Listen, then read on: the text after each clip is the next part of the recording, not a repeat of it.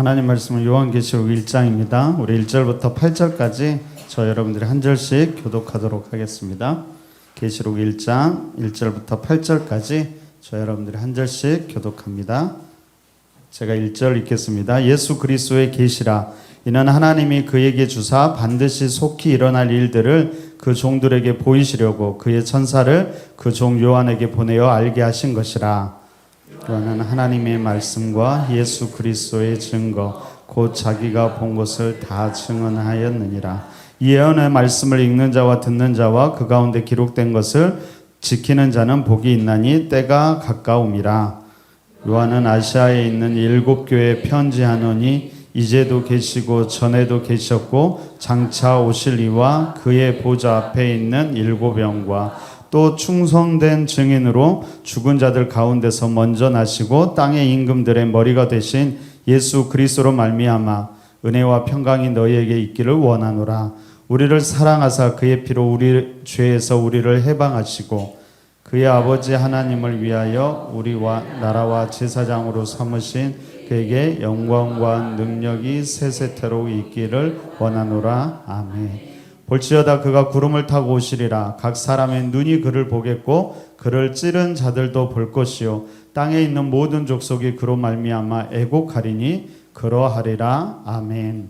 주 하나님이 이르시되 나는 알파와 오메가라. 이제도 있고 전에도 있었고 장차 올 자요 전능한 자라 하시더라. 아멘. 그러면 성경을 보실 때 항상 성경의 제일 앞에 있는 구절들을 잘 읽으면은 전체를 쉽게 이해할 수 있을 것입니다. 오늘 우리가 읽은 계시록 1장 1절부터 8절도 요한계시록을 전체를 이해하는 데 중요합니다. 그래서 한번 우리 마지막에 다시 한번 살펴보도록 하도록 하겠습니다. 자, 오늘부터 이제 다음 달부터 요한계시록 이제 저희가 묵상을 하는데요. 혹시 요한계시록 다 읽어보신 분이 있으세요? 읽어보신 분 손 들어보세요. 미리 말고 언제든 한 번이라도 읽어보신 분, 다 읽어보셨죠? 어떤 생각 드세요? 요한계시록 하면은 잘 모르겠다, 헷갈린다. 네. 그리고 또 호기심이 많은 사람들은 꼭 이제 요한계시록을 보기도 하고요. 요즘에는 안 그럴 것 같은데 옛날에는 목사님들이 요한계시록 함부로 보지 말라고 그렇게 이야기하신 분들도 있었어요. 왜 그러냐면 어렸을 때 항상 그 특별한 부흥 집회를 하면 그 요한계시록 하기도 하고요. 지금도 이단들이 많이 해석하는 게 요한계시록입니다. 왜 이단들은 요한계시록을 많이 해석할까요? 일단은 이제 기존 교회들이 요한계시록 많이 안 해서 그러는 것 같고요. 또 요한계시록에 이야기할 수 있는 여러 가지 요소들이 있고, 그리고 사람들이 항상 궁금한 건 미래의 일이에요. 그래서 요한계시록이 미래의 이야기를 하는 것 같아서 이제 항상 요한계시록을 이야기하는데 진짜로 그런지 우리가 한번 살펴보면 좋을 것 같습니다. 자, 오늘 제목은 이제 요한계시록을 바르게 읽기에 어떻게 해야 바르게 읽는 것인가? 여러분들이 이제 마지막으로 한마디로 정리를 하고요. 한번 우리가 나눠드린 유인문을 볼까요? 자, 첫 번째로 요한계시록의 초점이 뭘까요? 무엇을 말하고 싶은 걸까요?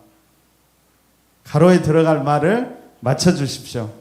이번 주일에 성경 퀴즈데이 한다면서요. 이런 식으로 낼 수도 있어요.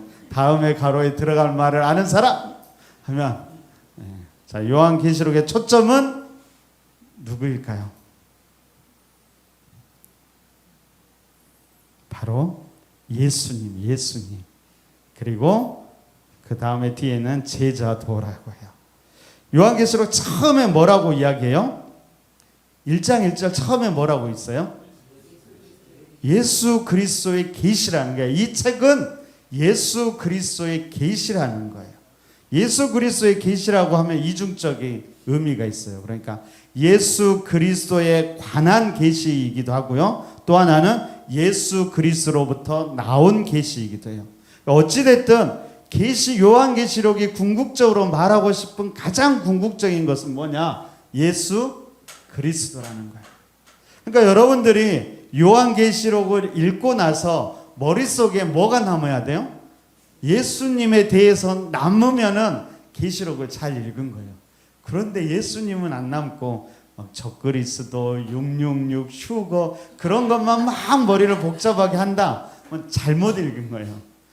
꼭 틀린 건 아니에요. 초점이 그런 것들이 아니라 예수 그리스도에게 있다라는 겁니다. 그래서 여러분 혹자는 이 요한 계시록을 뭐라고 이야기하냐면요, 제5복음서라고 그래요. 복음이라는 건 뭘까요? 복음의 핵심은 예수 그리스도예요. 제5복음서라 해서 그러면 1복음부터 4복음은 뭘까요? 우리가 잘 알고 있는 마태, 마가, 누가복음을 세 가지로 뭐라고 그래요? 공관복음, 같은 관점에서 쓰여져 있다라고 해서 공관복음, 일삼복음서고요. 요한복음을 다른 관점에서 쓴 사복음서라고 이야기해요. 그리고 마지막에 어떤 신학자는 요한계시록은 오복음서라고 그래요. 오복음서라고 이름을 붙인 것은 무슨 말일까요? 요한계시록이 궁극적으로 이야기하고 싶은 것은 마태, 마가, 누가, 요한처럼 예수님이 누군가에 대해서 이야기한다라는 거예요. 이 네 개의 복음서는 이 땅에 오신 성육신하신 초림 임하신 예수 그리스도에 대해서 말한다면, 계시록은 어떤 그리스도에 대해서 말할까요? 이 땅에 다시 오실, 재림하실 예수 그리스도에 대해서 이야기하고 있다라는 거예요. 그러니까 여러분들이 계시록을 읽을 때는 다른 것이 아니라 가장 먼저 예수 그리스도의 중심을 두고 읽어야 된다라는 겁니다. 자, 두 번째로 계시록의 초점이 어디일까요? 자, 쉽게 이야기하면 과거, 현재, 미래 중에 계시록이 진짜로 관심을 두고 있는 것은 어디일까요? 현재요? 진짜요? 막 미래 이야기 하잖아요. 네, 현재. 그래도 네, 맞아요. 계시록의 초점은 현재예요. 물론 과거, 현재, 미래 모두 고려하는데 중심을 어디에 두어야 하냐면 바로 현재에 두어야 되는 거예요. 그러니까 처음에 계시록의 이야기는 어디에서 시작하냐면 현재에서 시작해요. 그래서 요한이 반모섬에서 환상을 보죠. 그리고 중간에 환상을 봐요. 여기에는 물론 미래적인 환상도 있어요. 그런데 오히려 지금의 이야기를 사실은 하는 거예요. 미래적인 일 이전에 지금 이 땅에서 어떤 일이 일어나고 있는가를 이야기하는 거예요. 그리고 다시 마지막에 현재로 돌아옵니다. 그렇죠? 현재로 안 돌아오면 큰일 나요. 결국에는 이 환상에서 말하는 것이 무엇이냐면 현재에 대해서 해석을 하면서 이 현재를 어떻게 살아갈 것인가를 이야기하고 있다라는 거예요.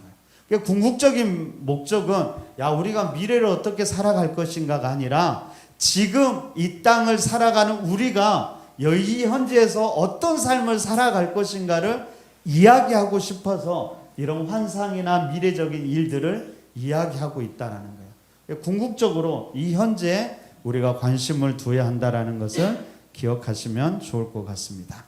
그러면은 지금 이 요한계시록이 이야기하고 있는 현재의 모습은 뭘까요? 이때의 시기는 언제일까요? 현재의 모습, 시기라고 하면 어려우니까 지금 현실의 모습은 어떤 모습일까요? 말세라고 하면 맞기도 하고 조금은 틀려요. 네. 다른 단어. 지금 이 요한이 이야기하는 이 현재, 이때의 시기가 언제냐고 그거예요. 어떤 시대냐고 그거예요. 시대의 모습이.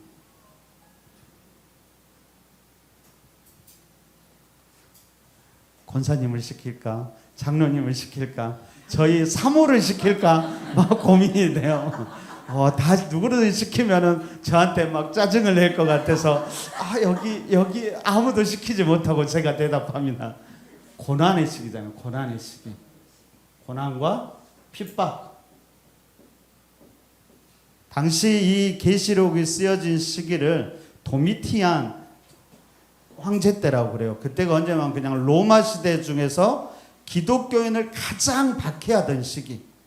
그러니까 고난과 아픔에 있는 성도들에게 그들에게 쓴 서신서가 이 계시록이라는 거예요. 그러니까 이 계시록의 1차 독자, 여러분들 항상 성경을 볼 때는 1차 독자가 누군가를 생각해야 돼요. 1차 독자가 누구냐면 지금 로마의 핍박과 고난 속에서 우리가 이야기 잘 알잖아요. 사자에게 잡아먹히기도 하고 막 사지가 찢기기도 하고 동료를 죽이라고 하고 그런 수많은 고난과 핍박 속에서 종교적인 배교가 일어나고 있다라는 거예요. 너무나 힘드니까 이 기독교 신앙을 버려야 되는 현실. 이 중에서 몇 명이나 남을까? 이런 고난과 핍박이 있으면 몇 명이나 남을지 몰라요. 그런 현실 속에서 이 이야기를 하고 있다라는 거예요. 이 시대를 어떻게 살아갈 것인가를. 여러분 같으면 여러분의 자녀나 소중한 사람들이 어떤 고난과 핍박의 속에서 살아가고 있어요. 그에게 편지를 쓴다면 어떤 이야기를 쓰고 싶으세요?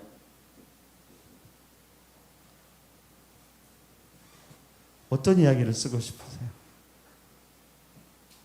여러분들이 쓰고 싶은 이야기가 여기에 담겨 있다라는 거예요. 그래서 이 이야기는 먼 미래가 아니라 초점은 그 이야기를 하기는 해요. 그렇지만 궁극적으로 지금 고난 가운데 있는 성도들, 핍박과 환난 속에 있는 성도들이 어떻게 살아가야 할지를 이야기하고 싶어서 계시록을 쓰고 있다. 그래서 계시록의 초점은 현재라는 걸 기억하시면 좋겠습니다. 그래서 예수님에 대해서 소개할 때도 보통은 어떻게 이야기하냐면 다른 성경은 예전에는 어떻고 지금은 어떻고 현재는 어떻고 하는데요. 계시록의 표현들은 지금도 계시고 전에도 계시고 이후에도 계신다. 지금 계시는 주님을 강조하고 있다라는 거예요. 지금 너희들이 고난과 아픔 속에 있을 때 거기에 함께 살아서 역사하시는 주님에 대해서 이야기하고 있다라는 겁니다. 그렇게 아시면 될 것 같아요. 그래서 계시록의 초점은 현재다. 세 번째, 그럼 계시록은 감추고 겁주는 것이 아니라 드러내고 복을 주기 위한 거예요. 이 계시록의 문학 형식을 뭐라고 하냐면 묵시문학이라고 그래요. 묵시문학. 묵시문학이라는 것은 뜻이 뭐냐면 묵시라는 것은 드러낸다라는 거예요. 근데 우리는 자꾸 계시록을 보면 감추인 것을 해석하려고 그래. 아니요. 오히려 이것은 드러내는 거예요. 드러내는 거. 이제 단지 드러내는데 언어적인 표현을 상징적인 언어로 사용한다라는 거예요. 왜 상징적인 언어로 사용할까요? 일제시대 때 우리가 함부로 이 독립군들이 하면은 이렇게 쉽게 막 어떤 것 암호를 써야 되잖아. 왜 안 그러면 일본군들이 알면 다 잡아가고 뭐라 하잖아요. 그래서 사도 요한도 어떤 편지를 쓰고 싶은데 예를 들면 황제나 로마를 막 비난하는 이야기를 쓰면은 당장 잡혀갈 수도 있잖아요. 이 책이 다 없어질 수도 있잖아요. 그러니까 그런 이야기를 상징적인 단어를 써서 사용하지만 궁극적으로는 비밀을 드러내는 거예요. 그런데 항상 우리가 이 묵시나 계시를 생각할 때 드러내지만 하나님은 모든 것을 다 드러내지는 않으세요. 그러면 우리는 어떻게 해야 돼요? 드러내는 것과 드러나지 않는 것이 있어요. 그럼 우리는 어디에 관심을 가져야 돼요? 1차적으로 드러난 것에 관심을 가져야 되잖아요. 이것을 바르게 해석해야 되는데 이것도 모르면서 드러나지 않은 것만 계속 고민하고 마음대로 막 생각하기를 좋아해요. 그러면 어떻게 돼요? 이단에 가는 거예요. 그러니까 이 드러난 것을 바르게 해석하고 드러나지 않는 것을 여기에서부터 이렇게 유추해서 해석을 하면 되는 거예요. 그러니까 먼저 드러나는 것에 관심을 가져라. 계시록을 감춘 것으로 생각하지 마시고 드러난 것으로 생각하시면 된다. 네 번째는 계시록은 이렇게 시간순으로 배열된 것이 아니라 우리가 창을 여러 개 열어놓은 것과 같다. 우리가 컴퓨터로 작업을 하면 동시에 여러 창을 이렇게 띄워놓잖아요. 그것처럼 계시록의 환상은 지금 땅에서도 있고 하늘에서도 있고 이의 환상도 있고 여러 개의 환상이 동시적으로 보여지고 있는 상황이라는 거예요. 그래서 여러분들이 계시록을 읽을 때는 막 시간적인 순서로 읽는 것보다 그림을 막 이렇게 상상을 막 띄워야 돼요. 그러면서 계시록을 읽어야 돼요. 그러니까 계시록은 막 세세적인 막 10뿔 달린 뭐 용이 나온다 그러면 야 10뿔 달린 용 그 뿔이 의미가 뭐냐 그렇게 생각하기 이전에 그냥 10뿔 달린 용을 상상하면 되는 거예요. 그 용을 상상하고 그러면서 성경을 읽어나가면 되는 거예요. 그래서 그렇게 보시면 될 것 같습니다. 그래서 일단은 시간순으로 배열된 게 아니라 오히려 하늘과 땅의 여러 가지 것들이 이렇게 열어놓은 것과 같다라는 거 아시면 될 것 같습니다. 다섯 번째로 계시록은 다양한 상상력을 새롭게 하는 책이에요. 제가 책 하나 가져왔어요. 계시록하고 관련된데 묵시, 현실을 새롭게 하는 영성이라고 유진 피터슨이 쓴 책인데 제가 옛날에 봤던 책이에요. 그래서 다시 펼쳐봤는데 여기에 이런 말이 있네요. 자, 상상력이 은총의 수단으로 작동하는 모습을 보여주었고 상상력의 활용이 그리스도 안에서 영육간의 온전한 삶을 영위하는데 필수적임을 확신시켜 주었다. 라고 이 요한계시록을 해석하면서 이렇게 해요. 그러니까 이런 요한계시록을 통해서 우리의 상상력이 새로워질 뿐만 아니라 이 새로워지는 상상력이 우리의 삶을 온전하게 만들어 갈 수 있다라는 거예요. 그래서 이 요한계시록은 우리의 상상력을 새롭게 하는 책이라고 이야기합니다. 다양한 상상력이 필요해요. 근데 여러분 다양한 상상력을 하기 위해서 반드시 필요한 건 뭐냐면 기본적인 의미를 파악을 해야 된다. 이것이 없이 상상만 하다가는 큰일 난다는 거예요. 기본적인 것들을 파악을 하고 이것을 뼈대로 상상력을 마음껏 펼쳐나가야 되는 거예요. 그러면은 계시록을 다양한 방법으로 해석해 나갈 수 있어요. 그냥 이 성경 그대로 해석할 수도 있고요. 종말론적으로도 해석할 수 있고요. 그리고 다양한 이야기들로 해석해 나갈 수 있다라는 것도 기억하면 좋을 것 같습니다. 6번 중요한 건 마지막은 뭘까요? 뭐가 아니라 뭘까요? 계시록 마지막, 성경의 마지막은 뭘까요? 우리 막 W 그리면서 공부했잖아요. 마지막은 종말이 아니라 완성이다. 이 말이 너무 중요한데 우리는 계시록을 어떤 책으로 이해해요? 종말의 책으로 이야기해요. 계시록은 종말의 책이 아니라 어떤 책이에요? 완성하는 책이라는 거예요. 예수 그리스도께서 어떤 이 세상의 심판을 통해서 마지막 새하늘과 새 땅을 완성하는 책이라는 거예요. 이 생각이 너무나 중요해요. 종말이 말하는 거 아니에요. 완성을 말하는 책이라는 걸 꼭 기억하시기 바랍니다. 7번째, 계시록을 일부러 어렵게 막 꼬는 사람들이 있어요. 반드시 그런 사람들 문제가 있어요. 계시록은 쉽게 접근하시기 바랍니다. 그래서 말씀한 것처럼 어린아이들에게 그림책을 보듯이 여러분들은 이 계시록을 읽으면서는 다양한 상상력을 여러분들이 이렇게 개발을 해야 될 필요가 있는 것 같아요. 자, 이런 방식으로 계시록을 읽는데 정리하면 가장 중요한 것은 두 가지. 첫 번째는 복음서의 입장으로 계시록을 읽어라. 그래서 누구 중심? 예수 그리스도 중심으로 끊임없이 읽어라. 이곳에서 읽을 때마다 여기에서는 예수 그리스도의 어떤 모습이 나오는가를 찾는 게 중요하다는 거예요. 두 번째는 현재의 중심을 둔 종말론적인 이야기. 종말이나 마지막, 여기 그러니까 종말은 완성이라고 그랬어요. 이때가 중요한 게 아니라 현재의 중심을 두는 것이 중요하다라는 거예요. 이 현재는 고난과 박해를 받고 있는 현재라는 거예요. 여기에서 이 종말론적인 관심으로 읽을 때 이 계시록에서는 뭘 우리가 읽을 수 있냐면 여기서 제자도로서 믿음의 사람으로서 제자로서 어떻게 살아가야 하는가를 찾아갈 수 있다라는 거예요. 그래서 예수 그리스도와 제자로서의 삶을 계시록을 통해서 우리가 찾아가야 한다는 겁니다. 그래서 이 두 가지를 기억하면서 여러분들이 이 계시록을 읽어 나가기를 바랍니다.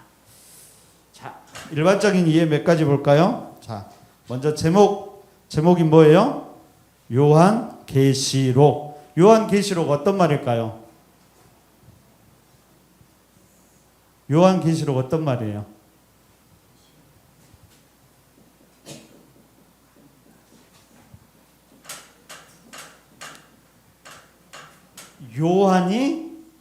요한은 누구를 말할까요? 요한이 많이 있지만 사도 요한이에요. 그러니까 이 사도 요한이 본 계시를 기록한 글이에요. 계시가 아니에요. 그렇죠? 사도 요한이 본 계시를 기록한 글이에요. 어디에서? 밤모섬에서. 언제? 도미티아누스 황제 때, 박해가 심했을 때, 그리고 이 사도 요한의 노년 때. 자, 제자들은 대부분 다 순교를 했습니다. 사도 요한은 순교를 했을까요? 안 했을까요? 순교했어요? 안 했어요? 안 했어요. 왜 안 했어요? 숨어 있어서? 겁나서? 그런 얘기를 하는, 이게 저는 그렇다라고 생각을 해요. 예수님께서 십자가에 달릴 때 사도 요한에게 부탁한 게 있었어요. 뭘 부탁해요? 어머니를 부탁해요. 그래서 어머니를 끝까지 돌보기 위해서 사도 요한은 순교하지 못했던 것 같아요. 많은 신학자들은 요한도 제자들이 다 순교당할 때 스스로 자괴감도 느꼈을 거고 본인도 순교하기, 그럼에도 불구하고 자기가 맡겨진 사명은 그게 아니었잖아요. 어머니를 돌보는 거였어요. 그러니까 순교한 사람만이 거룩한 사람은 아니에요. 순교하지 않았지만 사도 요한을 우리가 비겁한 사람이라고 이야기할 수 있을까요? 아니요. 그 또한 나름대로의 사명을 감당한 사람이었어요. 그리고 이런 글을 통해서 하나님께서 요한계시록이라는 글을 통해서 당시 고난받고 박해받는 믿음의 사람들을 격려할 뿐만 아니라 지금 우리까지도 격려하는 귀한 글을 써 내려갔다는 거죠. 그래서 사도 요한은 자연사했다라고 신학자들이 이야기합니다. 자, 계시의 뜻은 뭘까요? 세 가지면 묵시 또는 계시라는 의미가 있어요. 이것은 뭐냐면은 헬라어로는 칼립시스라고 하는데 베일을 벗다, 나타내다. 그러니까 감춘 것을 드러낸다라는 뜻을 가지고 있어요. 그러니까 요한계시록은 끊임없이 감추어져 있던 것을 드러내는 책이라는 것을 우리가 알면 좋을 것 같아요. 비슷한 단어가 뭐가 있냐면 이걸 또 뭐라고 하냐면요, 예언이라고 그래요. 예언. 우리는 쉽게 생각할 때 예언을 뭐라고 그래요? 미래를 말하는 것, 점치는 걸 예언한다고 그래요. 그런데 그게 아니에요. 예언, 이 예자라는 것은 우리가 예금한다 하잖아요. 그때 예자는 어떤 예자일까요? 예금할 때 그 예자는 어떤 예자예요? 맡길 예자를 써요. 맡길 예자. 그러니까 맡긴 예자, 맡긴 어느 말씀, 하나님이 주신 말씀, 맡긴 말씀을 드러내는 거예요. 그러니까 뭐예요? 결국에 예언이라는 것은 하나님의 뜻을 이 땅 가운데 나타내는 거예요. 계시록은 결국에는 뭐냐면 예언이라는 것은 하나님의 뜻, 하나님이 하실 일, 하나님이 기대하시는 것을 드러낸다라는 거예요. 단순히 미래를 말하고 미래를 점치는 것이 아니라 하나님이 이것을 통해서 어떤 뜻을 나타내고 무엇을 말하고 싶어 하는가를 드러내는 거예요. 그러니까 계시록을 가지고 미래를 점치는 것은 계시록을 바르게 읽는 것이 아니라는 거예요. 그 안에서 하나님의 뜻을 찾는 것이 중요하다라는 것을 기억하셔야 됩니다. 세 번째는 이것은 서신이에요. 서신. 계시록은 기록해서 쓴 편지라는 거예요. 누구에게 쓴 편지라고 그랬어요? 고난과 억압과 핍박 속에서 살아가는 사람들에게 어떤 얘기를 썼을까요? 아까 얘기했잖아요. 계시록에서 가장 강조하는 한 단어 찾으라고 하면 뭘까요? 무슨 말을 하고 있을까? 고난과 아픔 속에 있는 그 성도들에게 지금 환상을 보면서 요한이 이 환상을 전하면서 그들에게 하고 싶은 말 한 단어는 뭘까요? 이기라. 이기라는 거예요. 이기라는 거. 그러면 이기라는 말은 무슨 말일까요? 어떤 거요? 싸워서 전쟁에서 이겨라. 다 그냥 깨부셔라. 아니요. 끝까지 견뎌라. 배교하지 말고 끝까지 주님과 함께 해라. 끝까지 배교를 신앙을 잃지 말고 끝까지 그 신앙을 지켜내라. 그리고 오히려 우리가 잘못한 것들은 회개해라 라고 이야기한다라는 거예요. 그러면서 이것을 하기 위해서 사도 요한이 결국에는 이 모든 것들을 통해서 하고 싶은 거 한 가지 더. 어떻게 이기냐, 그거 어떻게 이기냐고. 바로 지금 거기에 계시는 예수 그리스도, 그가 승리하실 예수 그리스도를 보라는 겁니다. 우리가 고난과 아픔 가운데 있을 때 우리가 가장 많이 질문하는 건 뭘까요? 하나님, 도대체 왜 나에게 이런 일이 일어납니까? 그게 우리가 고난과 아픔을 대하는 첫 번째 자세예요. 근데 그게 맞기도 하지만 때로는 틀리기도 해요. 우리가 고난과 아픔 속에서 물어야 될 가장 원초적인 질문은 뭘까요? 그것은 질문이 아니라 그 고난과 아픔 가운데 함께 있는 주님을 발견하는 거예요. 그러니까 예수님이 우리에게 주신 가장 큰 약속은 뭐예요? 나를 열심히 믿어라. 그러면 너희는 고난과 아픔이 하나도 없을 거고 일만 하면 잘 되고 다 승리하고 세상을 떵떵거리며 잘 살 거야. 그랬을까요? 그런 구절이 있을까요? 아니요. 내가 너희와 항상 함께 하겠다. 그 고난의 자리, 아픔의 자리, 내가 너희와 함께 하겠다. 결국엔 사도 요한은 너희들이 그 고난당하는 현실 속에 지금 현존하는 예수 그리스도께서 너희와 함께하고 있기 때문에 그 주님과 함께 견뎌내라. 이겨내라. 그 주님을 의지하면서 고난 가운데서도 주님이 주시는 평안을 누려라. 이걸 이야기하고 있다라는 거예요. 단순히 미래에 막 어떻게 뭐가 막 그걸 얘기하는 게 아니에요. 고난과 아픔 속에 있는 성도들을 위로하기 위해서 지금 너희와 함께하는 그 주님을 바라보라고 사도 요한이 이야기하고 있는 겁니다. 그래서 그런 편지라는 것도 기억하시면 좋을 것 같습니다. 이런 생각을 가지고 요한계시록을 보시는데 여러분들이 이제 마음껏 상상하기 위해서는 기본 내용을 알아야 되잖아요. 그래서 오늘은 기본 내용을 아는 것까지 하고 세부적인 내용은 어떻게 해야 될까요? 매일매일 새벽에 오시면은 우리 새벽 담당하시는 목사님들이 잘 설명을 해줄 거예요. 그리고 여러분들도 필요하면 연구를 하시면 됩니다. 자, 계시록은 크게 세 부분으로 나눕니다. 서론 1장부터 3장까지. 두 번째는 본론. 그래서 4장부터 20장까지. 그리고 결론 21장부터 22장까지. 얼마나 쉬워요. 서론, 본론, 결론. 자, 서론은 이게 그렇게 이야기하면 돼요. 땅의 이야기, 땅의 이야기.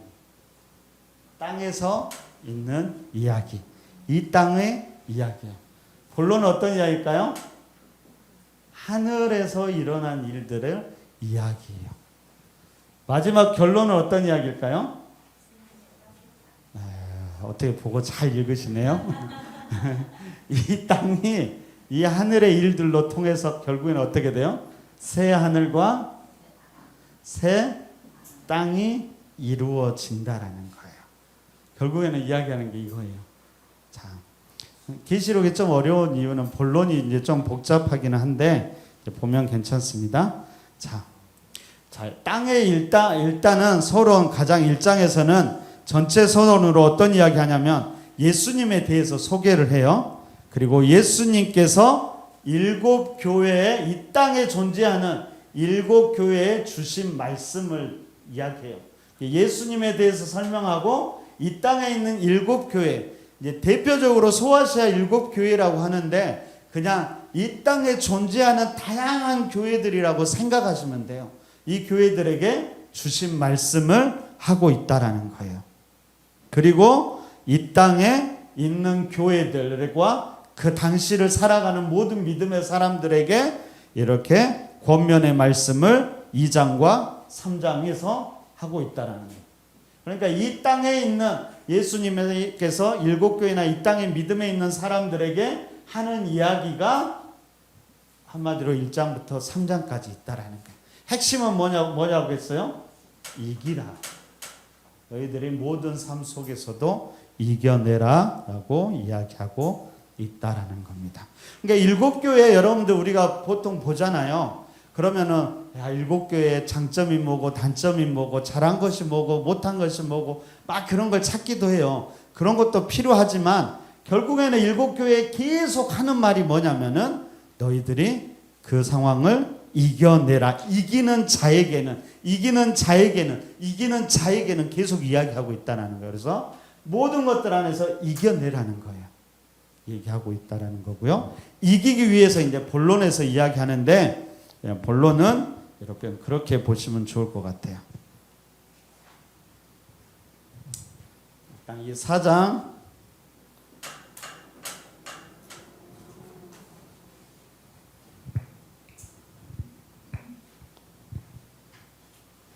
본론의 이야기를 한마디로 이야기하면 그렇게 있죠. 하나님의 심판을 보여주는 환상과 간주곡들, 그리고 심판자 되신 예수와 승리자라는 예수님에 대해서 이야기한다는 거예요. 본론의 핵심은 뭐냐면은 심판이에요. 심판을 누가 해요? 예수 그리스도께서 심판하시고 이 예수님이 마지막 승리자가 된다라는 걸 이야기하고 있는 거예요. 본론을 생각할 때 심판에 대해서 이야기하는데 예수 그리스도께서 심판하시고 승리자가 되신다라는 거예요. 그래서 4장과 5장에서는 심판자 되시는 예수 그리스도에 대해서 이야기해요. 이걸 보여주기 위해서 뭘 보여주냐면 하늘 보좌를 보여줘요. 4장과 5장은 환상으로 하늘 보좌를 보여주는데 결국 하늘 보좌에서 누가 있는 거예요? 하나님과 심판자 되신 예수 그리스도의 모습을 보여주고 있는 것이 4장과 5장이에요. 그리고 6장부터 몇 장까지요? 16장까지가 심판이에요. 심판. 네, 여러분들이 이제 심판을 볼 때 기억해야 될 게 뭐냐면은 심판은 3가지로 이렇게 심판이 진행이 되는데요.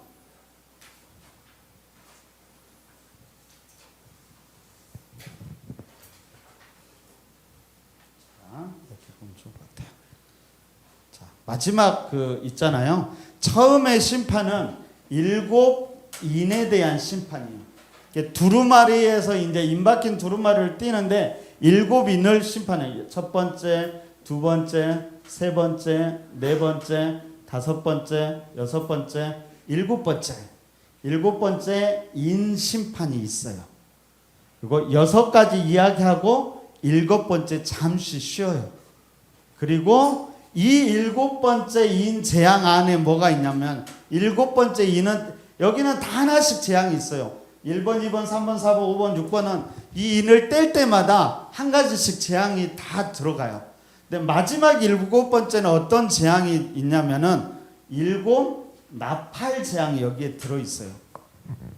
그거라고 하죠. 그 러시아 인형 마트로시키라고 하나요?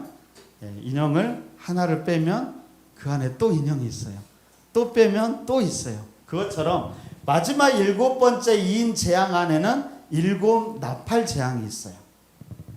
그리고 또 7 나팔을 하나, 둘, 셋, 넷, 다섯, 6개는 다 한 가지씩 재앙이에요.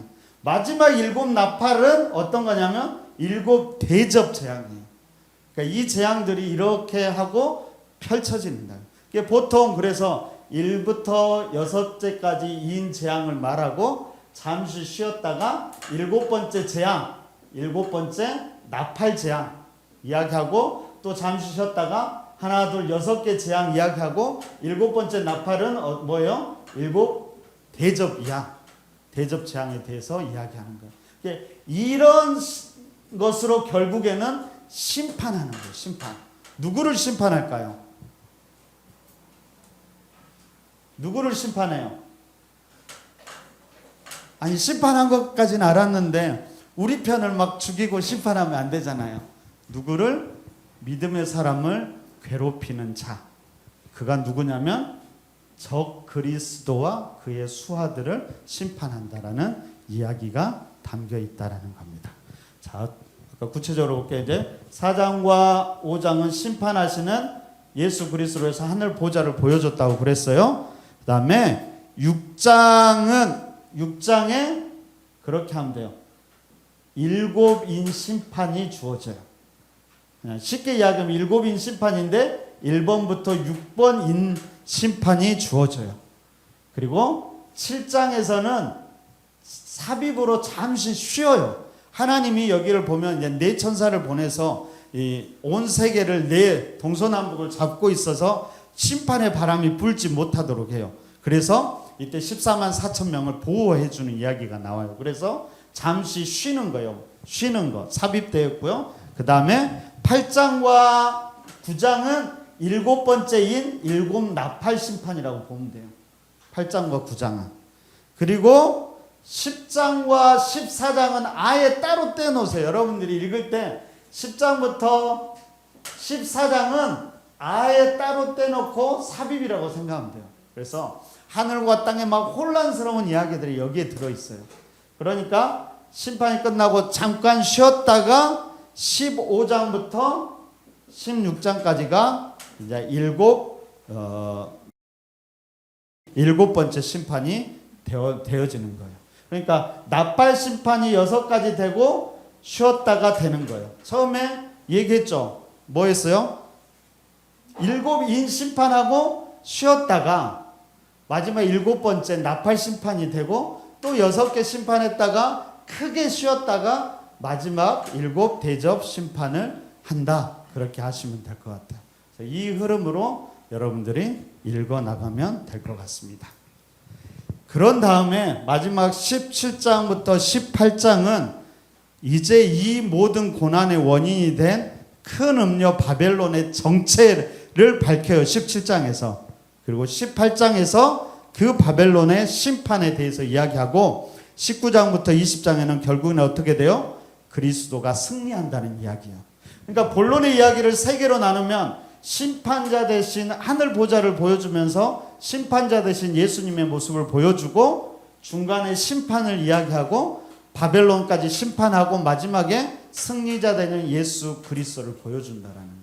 결국에 계시록은 예수 그리스도께서 심판하시고 승리하신다.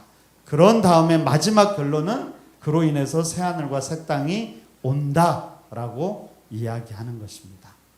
이게 큰 흐름이에요. 그러니까 여러분들은 계시록을 생각할 때 처음에 어떤 생각을 해요? 이 땅의 예언, 예수님께서 7교회 다양한 교회와 믿음의 사람들에게 이야기하는 이야기, 핵심은 이기라는 것. 두 번째는 본론 부분에서는 하늘의 환상을 먼저 보여줘요. 거기에 심판자 되신 하나님과 예수님이 계시고 그 예수님께서 이제 심판에 나가시죠. 그래서 모든 것들을 심판하고 마지막 바벨론까지 심판하세요. 그리고 마지막에 이 승리자 되는 예수 그리스도가 이 땅에 재림하게 되는 거예요. 그리고 마지막 이렇게 승리한 다음에 21장, 22장에서 새 하늘과 새 예루살렘이 이 땅 가운데 내려오는 것을 보여주는 겁니다. 이 안에 여러분들이 궁금해하는 이제 막 666도 나오고 14만 4천도 나오고 그러는데 일단은 이 큰 흐름을 가지고 있어야 돼요. 그리고 이 이야기를 누구한테 해주는 거예요? 지금 로마에서 고난과 박해당하고 있는 성도들에게 주면서 승리하는 예수 그리스도를 기대하라는 거예요. 그 주님과, 그리고 그 주님이 지금 너희와 함께 한다라는 거예요. 그래서 그 이야기를 하고 있다라는 거예요. 자, 우리 본론으로 들어가기 전에 우리 1장 계시록 1장 1절부터 8절 우리가 처음에 읽었잖아요. 한번 보세요.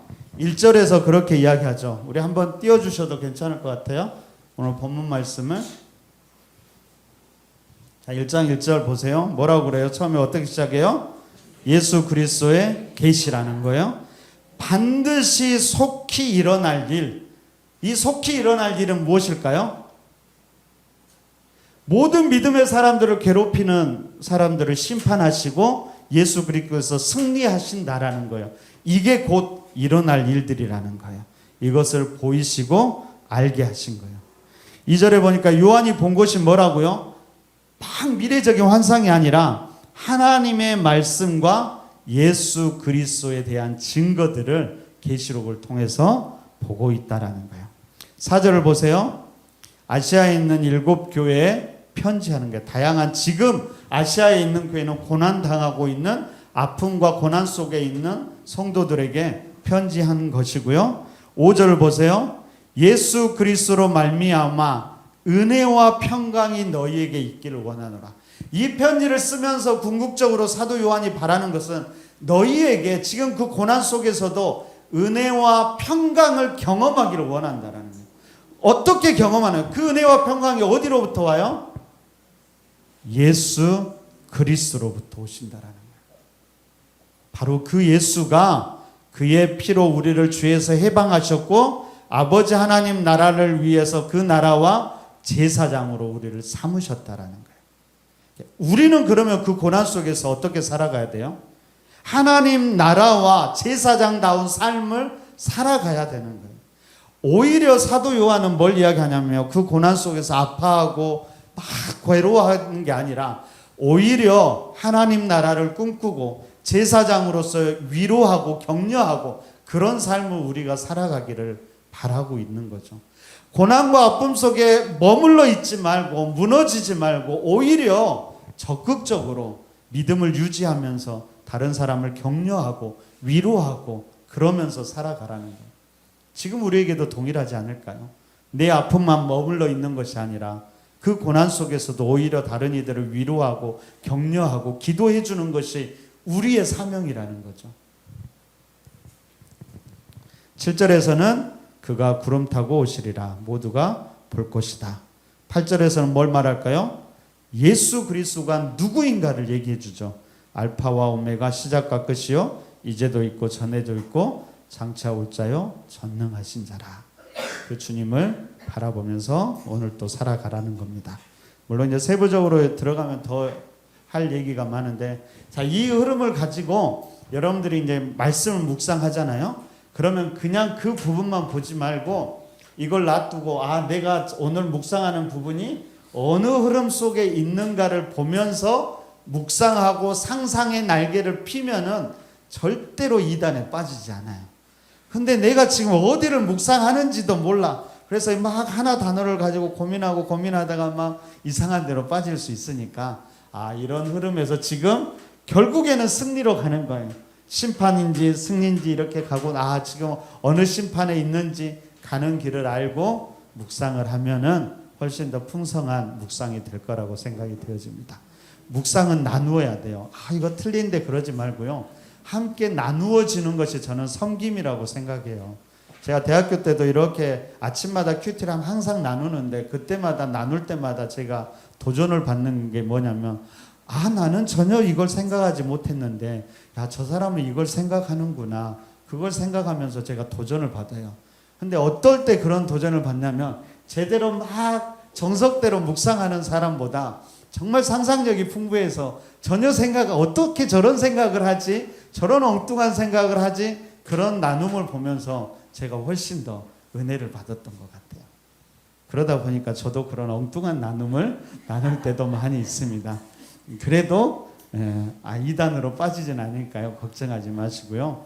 아무튼 요한계시록 두려워하지 말고 여러분의 상상력을 마음껏 펼치시되 현실에 뿌리를 두면서 지금 계시록이 이야기하고자가 무엇인지를 잊지 말면서 여러분의 상상력을 펼쳐 나간다면 우리 힘든 이 세상의 삶도 넉넉히 이겨나갈 수 있을 거라고 생각되고요. 다양한 상상력이 아까 얘기했던 것처럼 우리의 삶을 훨씬 더 풍성하고 아름답게 만들어 줄 거라고 생각이 되어집니다. 그런 한 달이 되시기를 간절히 바랍니다.